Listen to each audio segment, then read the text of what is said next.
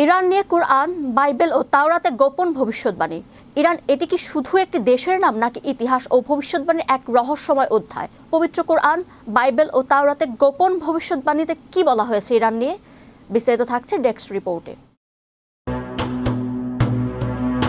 Iran এটি কি শুধু একটি দেশের নাম, নাকি ইতিহাস ও ভবিষ্যৎবাণীর এক রহস্যময় অধ্যায়?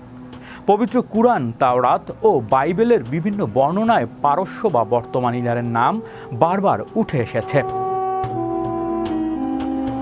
ইসলামী ইতিহাসের অনেক গবেষক মনে করেন কুরআনের বিখ্যাত ন্যায়পরায়ণ শাসক জুলকারনাইনের সঙ্গে প্রাচীন পারস্যের মহান সম্রাট সাইরাসের মিল খুঁজে পাওয়া যায়, যদিও এ বিষয়ে আলেমদের মধ্যে ভিন্ন মত রয়েছে। ইতিহাস সাক্ষী যখন বনি ইসরায়েল নিপীড়নের শিকার হয়, বেবিলনের বন্দী ছিল, তখন পারস্যের উত্থান ঘটে। পারস্যের শাসক বন্দীদের মুক্তি দেন এবং জেরুজালেমের পুনর্গঠনের সুযোগ করে দেন। এ কারণে তাওরাত ও বাইবেলের পারস্যের বিশেষ বিষয়ে উল্লেখ পাওয়া যায়। কিন্তু সময়ের সাথে সাথে শক্তিশালী পারস্য সাম্রাজ্য অহংকারে ডুবে যায়।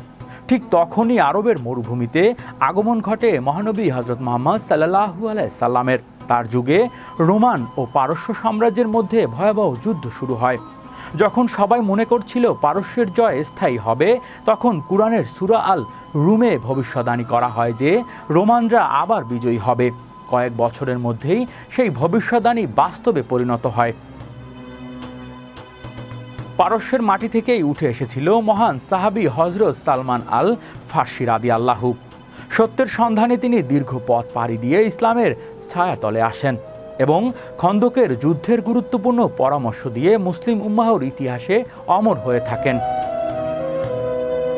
হাদিসে খোরাসান অঞ্চলের কথা উল্লেখ রয়েছে, যা ঐতিহ্যভাবে বর্তমান ইরান, আফগানিস্তান ও আশেপাশের বিস্তীর্ণ এলাকা নিয়ে গঠিত ছিল।